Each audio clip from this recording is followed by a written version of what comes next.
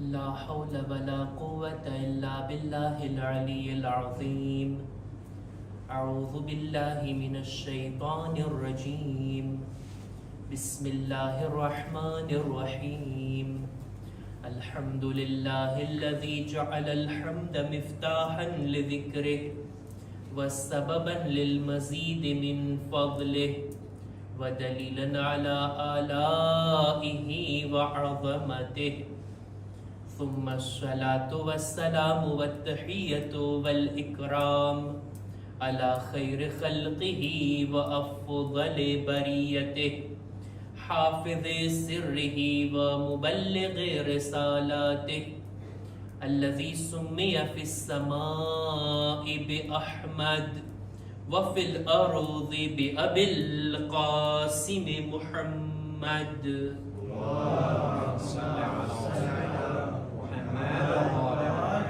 وعلى أهل بيته الطيبين الطاهرين المعصومين المظلومين ولعنة الله على أعدائهم أجمعين. أما بعد فقد قال الله سبحانه وتعالى في كتابه الكريم. بسم الله الرحمن الرحيم. إن الذين قالوا ربنا الله ثم استقاموا تتنزل عليهم الملائكة ألا تخافوا ولا تحزنوا وأبشروا بالجنة التي كنتم توعدون. صلوات پر محمد و آل محمد.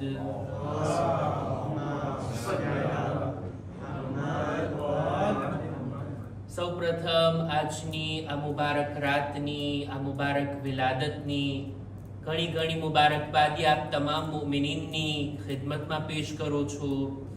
આપણી કૌમની મા બહેનોની ખિદમતમાં બીબી ઝૈનબ અલૈહા સલામની વિલાદતની મુબારકબાદી પેશ કરું છું અને આપણે બધા સાથે મળીને બાવાઝે બુલંદ સલવાત વડે ઝમાનાના ઇમામની ખિદમતમાં મુબારકબાદ પેશ કરીએ. અલ્લાહુમ્મા સલ્લી અલા એવી મુબારક હસ્તીની આ શબ છે.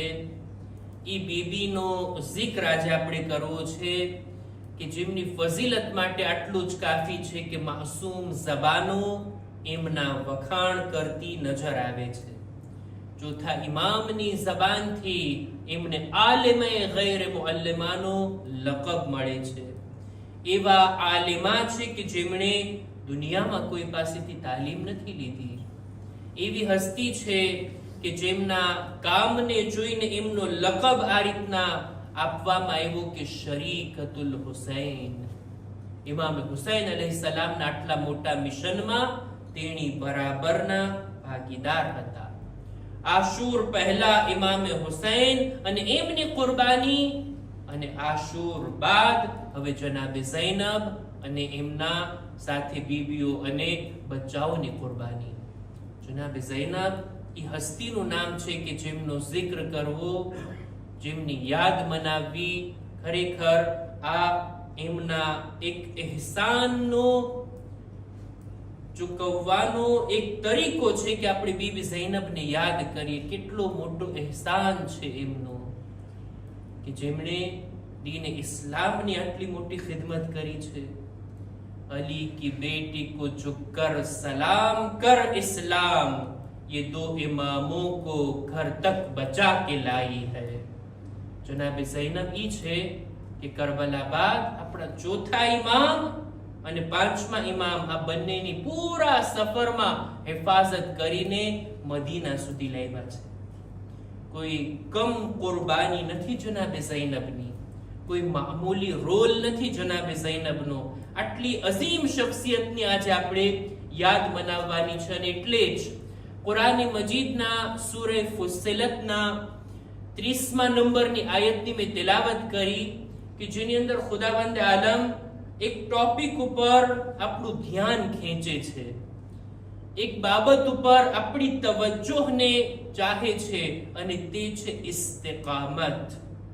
આ શબ્દનો તર્જુમો કરું પહેલા આયત અને એનો તર્જુમો કરવું જોઈએ કે ઇન્નલ લઝીના કાલુ રબ્બુના અલ્લાહ, એ લોકો કે જો ઇકરાર કર્યા કે અમારો પરવરદિગાર ખુદા છે, અલ્લાહ અમારો રબ છે, આવો ઇકરાર તો કરી લીધા, આ વાતને બયાન તો કરી લીધા, ત્યારબાદ સુમ્મસ્તકામુ, પોતાની વાત ઉપર ટકી રહ્યા, પોતાની વાત ઉપર બાકી રહ્યા, આવા લોકો પર તો ફરિશ્તા નાઝિલ થાય છે અને આ લોકોને કહે છે કે તમે ડરો નહીં, તમે કોઈ જાતનો ગમ ના રાખો અને તમને જન્નતની બશારત થાય જેનો વાયદો તમને કરવામાં આવ્યો છે.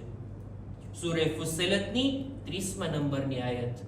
આ આયતમાં એક શબ્દને ખુદાવંદે આલમ ઉપયોગ કરે છે અને તે છે સુમ્મસ્તકામુ, પોતાની વાત ઉપર, હક અકીદા ઉપર બાકી રહેવું, ટકી રહેવું. આની વાત આ આયતમાં કરવામાં આવી અને ખરેખર દીનને માની લેવું, ઈમાન લઈ આવવું, હક અકીદા સુધી પહોંચી જાઓ એટલું કાફી નથી, બલકે એ અકીદા ઉપર બાકી રહેવું ને એ મુશ્કેલ કામ છે. નહીતર કેટલા લોકો હોય કે જે દીનના રસ્તા ઉપર આવી જાય, દીન પર અમલ કરવા લાગી જાય, દીનદાર આપણને દેખાય, પણ કેટલી વાર સુધી દીનદાર બાકી રહી છે એ જોવાની વાત. ગુનાહથી બચતા હોય લોકો, પરહેઝગારીનો રસ્તો અપનાવતા હોય, પણ દુનિયાની શહેવતો, દુનિયાની લઝ્ઝતોના તોફાનમાં પોતાને કેટલા મજબૂતીથી ટકાવી રાખે છે, એ વાતની કિંમત છે. બાકી રહેવું, આને કહેવાય છે ઇસ્તિકામત, ટકી રહેવું. અમીરુલ મુમિનીન હઝરત અલી ઇબ્ન અબી તાલિબ અલૈહિસ્સલામ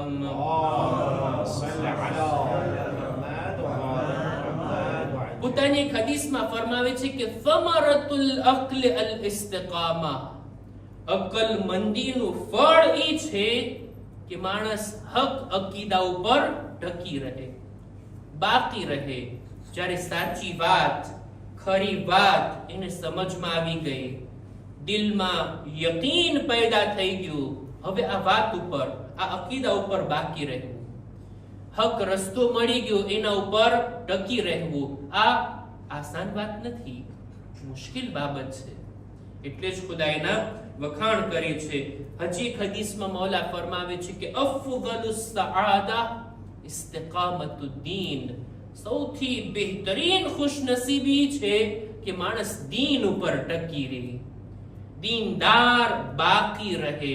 ક્યાર સુધી? મરવા સુધી, છેલ્લા શ્વાસ સુધી એના દિલમાંથી યકીન ના જાય, એના દિલમાંથી ઈમાન ના નીકળી જાય અને અમલ કરવાનું જારી રાખે. નહીતર દીનદારીના બારામાં ઘણી જાતના લોકો આપણને દેખાતા હોય. છેલ્લે જે મેં અશરે ઝૈનબિયા પડ્યો એમાં એક મજલિસમાં આ બાબતની ઉપર મુફસ્સલ મેં ચર્ચા કરી હતી કે દીનદારીના બારામાં લોકોના અમુક પ્રકાર, અમુક લોકો પ્રોવિઝવાર દીનદાર હોય, મુહરમ સફરમાં અને રજબ શાબાન ને રમઝાન મહિનામાં, બાકીના દિવસોમાં દીનદારી ક્યાં ચાલી જાય ખબર નથી હોતી.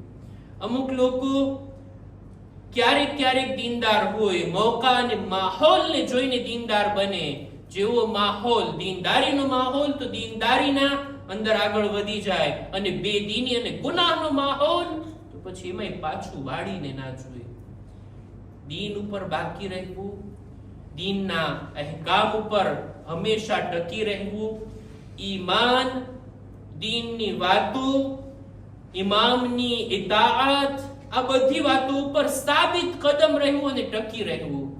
કોઈ પણ સંજોગો આવે, કોઈ પણ હાલાત આવે, દેખીતી વાત છે જમાના એક સરખા નથી હોતા, દિવસો એક સરખા નથી હોતા. ક્યારેક મુશ્કેલીનો સમય હોય, ક્યારેક રાહતીનો વખત હોય. બધી સિચ્યુએશનમાં દીનદારીમાં કઈ ફરક ના પડે એની કહેવાય ઇસ્તિકામત. અને આ ચીજ આપણને બીબી ઝૈનબની જિંદગીમાં નુમાયા તौर પર દેખાય છે. બહુ સારી રીતના આપણે જોઈ શકીએ છીએ જનાબે ઝૈનબની હયાત તૈયબા. ખરેખર ઇસ્તિકામત જોવી હોય ને, સાબિત કદમ રહેવું કોને કહેવાય એ જોવું હોય તો બીબી ઝૈનબની સીરતને જોઈ લેવામાં આવે. આશુરની શબ આશુરનો દિવસ અને ત્યારબાદ શામે ગરીબા, આ બધી શબની અંદર, આ બધી મુસીબતોની દરમિયાન જનાબે ઝૈનબનું ઈમાન તમે જુઓ, એમના અમલ તમે જુઓ, એમની ઇબાદતને તમે જુઓ, સર્રા બરાબર ફરક. હું નથી કહેતો, આપણા ચોથા ઇમામ ઇમામે ઝૈનુલ આબિદીન અલૈહિસ સલામ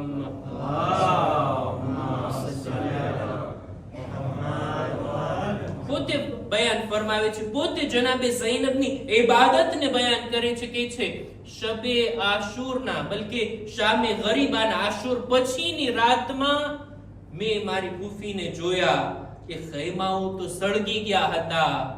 પોતે મેદાનની અંદર આખી રાત સજદામાં, કયામ અને રૂકુની અંદર, zikre ખુદાની અંદર આખી રાત પસાર કર્યા છે. જિંદાનની અંદર વાજિબ નમાઝો તો દૂરની વાત, નમાઝ શબ પણ જનાબે ઝૈનબની નથી છૂટી. જ્યારે પગમાં તાકાત નહોતી ને, ત્યારે બેઠા બેઠા તે નમાઝ પઢ્યા છે. આ ચોથા ઇમામે riwayat બયાન કરી છે. દરેક હાલતની અંદર દીન ઉપર બાકી રહેવું, ઇસ્તિકામત રાખવી, અહેકામે દીનને ક્યારે ના ભૂલવા. આ જનાબે ઝૈનબથી આપણને જાણવા મળે છે. જો આમ દિવસોમાં, નોર્મલ હાલાતમાં, અથવા તો સાવ હલકો શબ્દ વાપરું તો નવરાઈ હોય ને, ત્યારે આપણને બધા મસલા સૂજે. આમનું આ કામનું શું હુકમ છે, આમ કરીએ તો કેમ, દીને શું કીધું છે, ફલાણો મસલો શું છે. ભાઈ આ મસલો હંમેશના માટે છે, કે અત્યારે તમને ટાઈમ છે તો એના માટે નથી, પણ ક્યારેક સૂચતું હોય આ બધું. નોર્મલ હાલાતમાં દીન ઉપર અમલ કરવું આપણા માટે ઈઝી છે, પણ સખ્ત હાલાતની અંદર, મુસીબતના સમયમાં, ત્યારે તો દીને ભૂલાઈ જાય, અહેકામે દીન પણ ભૂલાઈ જાય, મસલા શું છે એ પણ બધું ભૂલાઈ જાય, તવજ્જો પણ નથી રહેતી, વાજિબાત છૂટી જાય એની પરવા નથી રહેતી. પણ જનાબે ઝૈનબને તમે જુઓ, જનાબે ઝૈનબ સખ્ત તરીન હાલાત, મસાઈબની રિવાયતોમાં આપણે સાંભળ્યું છે ને, પૂરી રિવાયત નથી પડવી જેથી મહેફિલનો માહોલ, મજલિસના માહોલમાં ના બદલી જાય. પણ સળગતા ખૈમાના વખતે ચોથા ઇમામને બેદાર કરીને જે સવાલ પૂછ્યા ને, શરઈ મસલો પૂછ્યા ને, આ જનાબે ઝૈનબની આ સીરત આપણને બતાવે છે કે હાલાત ગમે તેવા હોય, અહેકામે દીનથી ક્યારે ગાફિલ ના થવું જોઈએ. એક સલવાત પર મુહમ્મદ વાલે મુહમ્મદ.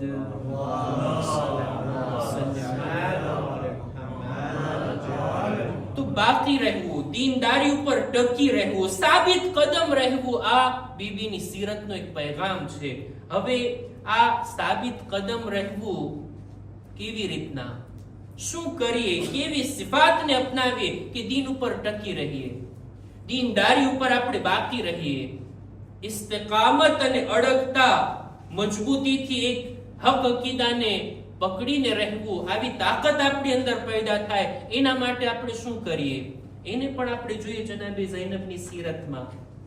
અને તે છે સૌથી પહેલું અલ્લાહની મરજી ઉપર રાજી રહેવું.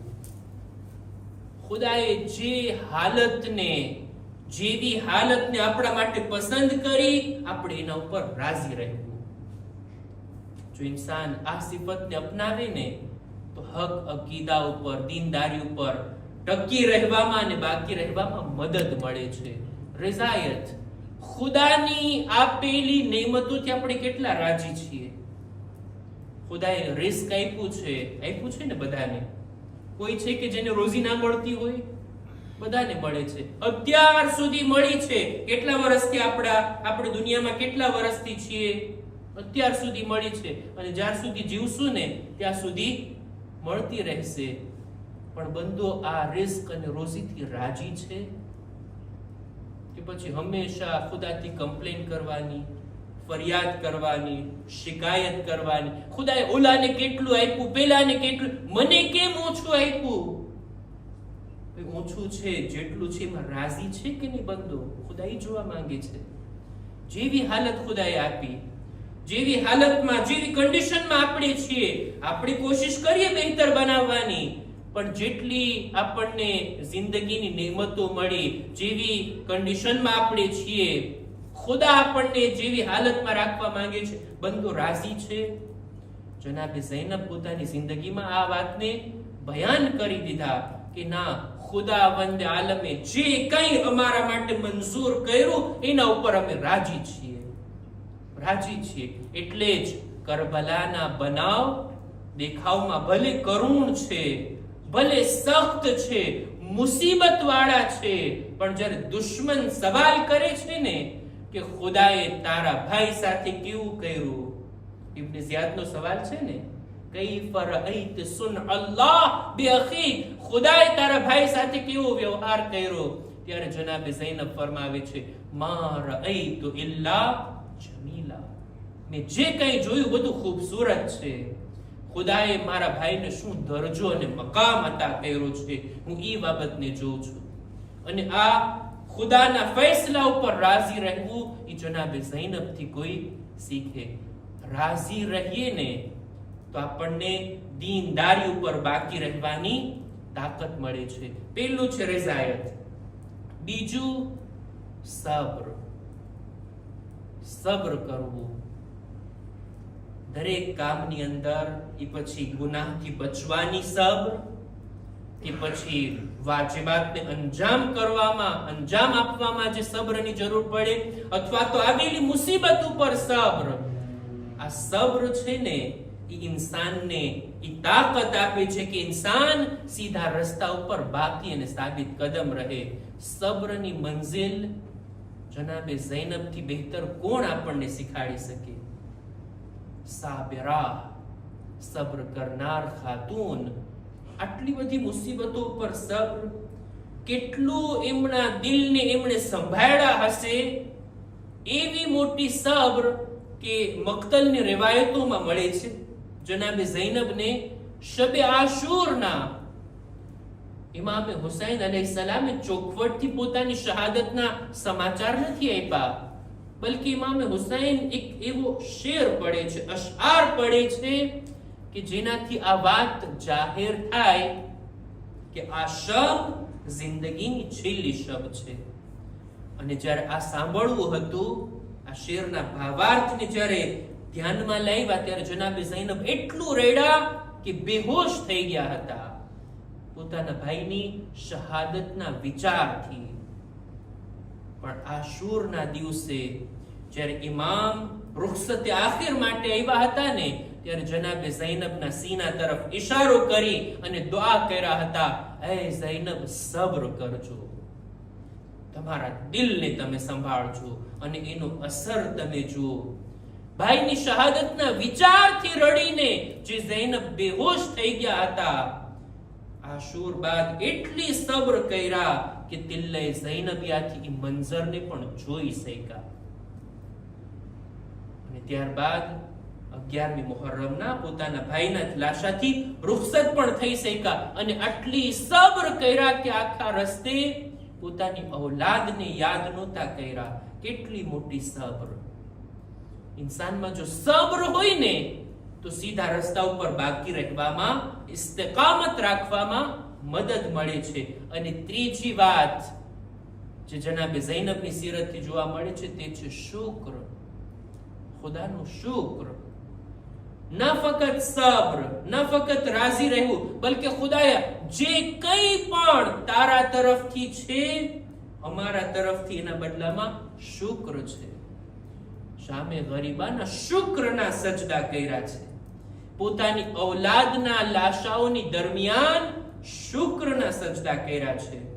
ઇમામે હુસૈનની લાશ પાસે આવી અને ત્યાં પણ આ રીતની દુઆ કરીને, રબ્બના તકબ્બલ મિન્ના હાઝલ કુરબાન, ખુદાએ આ કુરબાનીને તું કબૂલ કર.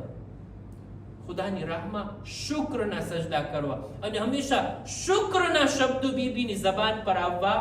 ખરેખર જો કોઈ શુક્ર અદા કરતું હોય ને ખુદાની નેમતોનો, તો પછી એને દીન ઉપર, સીધા રસ્તા ઉપર બાકી રહેવામાં મદદ મળે છે. 3 બાબતો: શુક્ર, સબ્ર અને ખુદાની મરજી ઉપર રાજી રહેવું.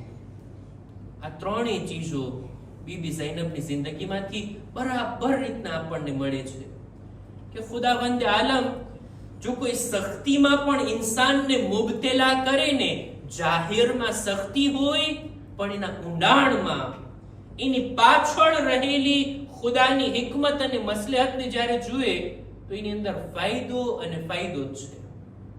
કોઈ જાતનું નુકસાન નથી હોતું.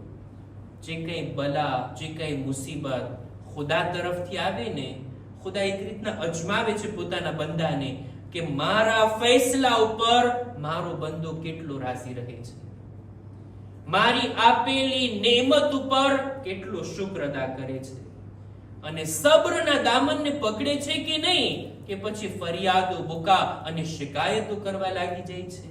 ખુદા અજમાવે છે, ખુદા જુએ છે.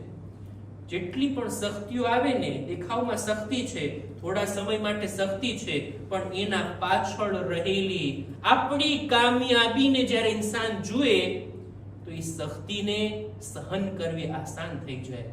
જનાબે યુસુફનો બનાવ, બસ હું વાતને પૂરી કરું, આ ત્રણેય બાબતોને બયાન કરવા માટે, શુક્ર, રાજી રહેવું અને સબ્ર.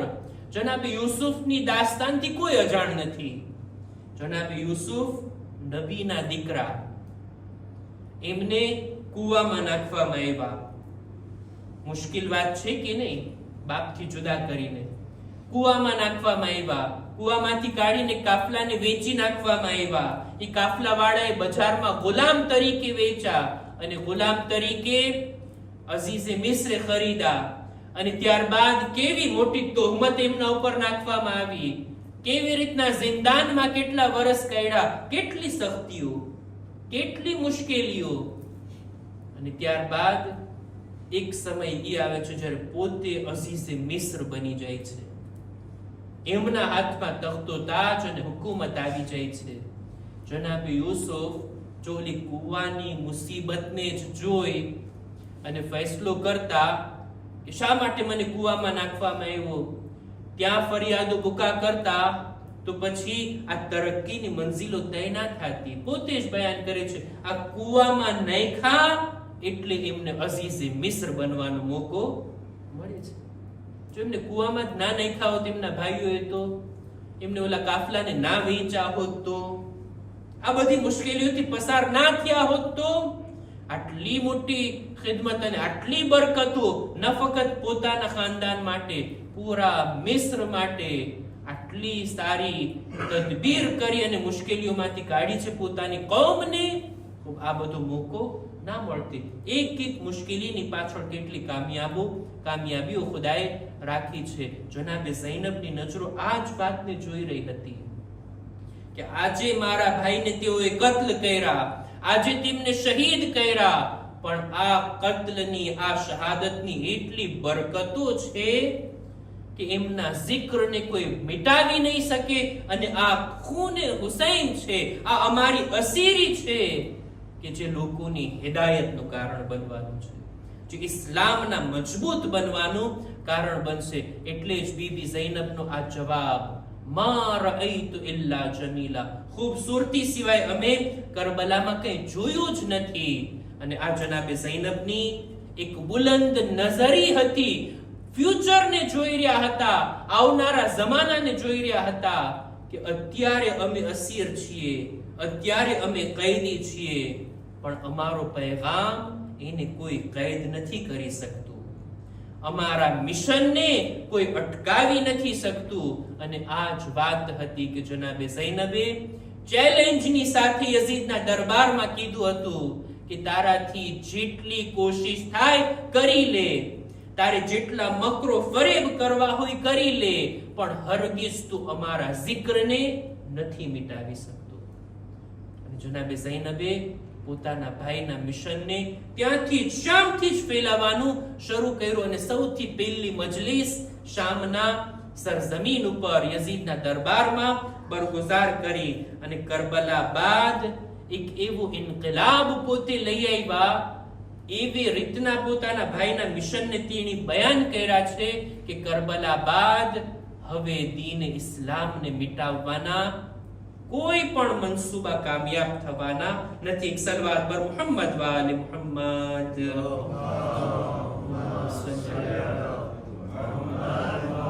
કેટલી સારી વાત કીધી છે કે કરબલા કે બાદ, કરબલા પછી તમે જુઓ કે જનાબે ઝૈનબનું કારનામું શું છે. ज़ैनब ने की है हक से दुआ करबला के बाद, ज़ैनब ने की है हक से दुआ करबला के बाद, घर घर में हो रही है अज़ा करबला के बाद, कुर्बानी हुसैन का ऐसा असर हुआ काबा सियाह पोश हुआ करबला के बाद, खून जान मुस्तफा का बहा जिस जमीन पर, खून जान मुस्तफा का बहा जिस जमीन पर, मिट्टी बनी वो खाके शिफा करबला के बाद, कसरे यजीद अब है न तख्ते यजीद है, कसरे यजीद अब है ना तख्ते यजीद है, शाही का हर निशान मिटा करबला के बाद, बादे यजीद कोई भी जुर्अत न कर सका, बादे यजीद कोई भी जुर्अत न कर सका, बैअत का नाम उठ न सका करबला के बाद. ખુદાની બારગાહમાં દુઆ ગુજારીએ પરવરદિગારા બીબી ઝૈનબની સીરત પર અમલ કરવાની કૌમની દરેક માં બહેનોને નેક તૌફીક અતા ફરમા. પરવરદિગારા આ વિલાદતને અમારા માટે મુબારક કરાર દે. ખુદાયા દુનિયામાં બીબીની ઝિયારત, આખિરતમાં એમની શફાઅત નસીબ કર. ખુદાયા દરેક મુમિનીન મુમિનાતની જાન, માલ, ઇઝ્ઝત, આબરૂની હિફાજત ફરમા. ખુદાયા અમારા મા બાપના ગુનાહોને માફ કર. અમારી ઔલાદને નેક તૌફીક અતા કર. ખુદાયા જે મુમિનીન મુમિનાત બીમાર છે શિફાએ કામિલા અતા કર. અમારા મરહુમીનની મગફિરત ફરમાવ. ज़माना इमामना ज़ुहूर में ताजील फरमा. અમારો શુમાર એમના સાથીઓમાં કર. रब्बना तक़ब्बल मिन्ना इन्नका अंतस समीउल अलीम.